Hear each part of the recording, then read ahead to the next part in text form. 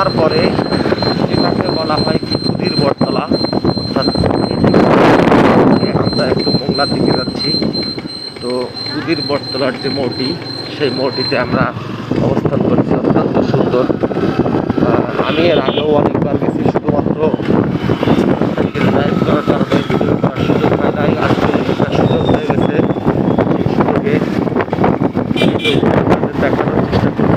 ইনশাআল্লাহ আমি যে ভিডিওটিতে খুদির বটতলার যে মোড় দিকে এগিয়ে যাচ্ছি এবং কাটাখালীর মোড়, একটা ভিডিওতে এই দুইটা মোড় দেখানোর চেষ্টা করবো বন্ধুরা। যেহেতু ছবি লেগে গেছে, ভিডিও করে রাখি।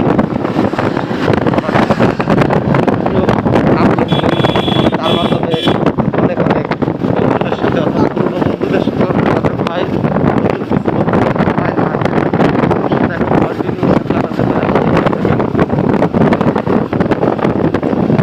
একটা ভালো মাধ্যম, আমার কাছে বেশ ভালো লাগে। সামনে কাটাখালী মোড়টি দেখাবো।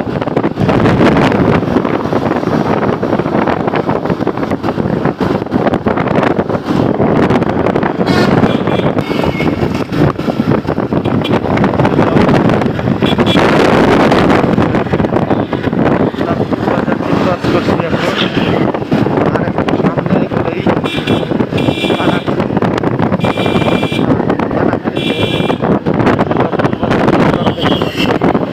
আমার বলতে উদ্দেশ্য হচ্ছে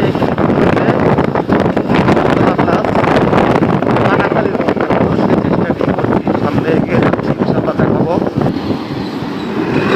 বন্ধুরা, সামনেই কাটাখালীর মোড়।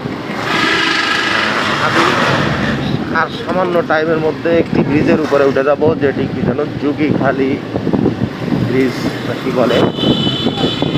বৃষ্টির পরে এই যে মাত্র উঠলাম, ব্রিজ দেখতে পাচ্ছেন। এই ব্রিজটি পার হওয়ার পরেই সামনে হচ্ছে কাটাখালী।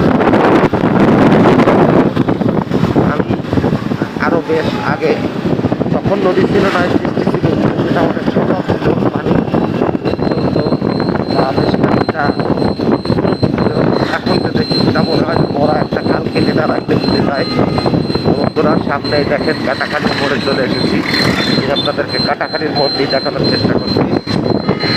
সোজা মোংলা, অর্থাৎ সুন্দরবন যাওয়ার রাস্তা, যেখান থেকে দেখছেন, অর্থাৎ রূপসা ব্রিজ পার হয়ে খুদির বটতলা দিয়ে ডান দিকে মোড় নিয়ে এই যে কাটাখালীর মোড়ে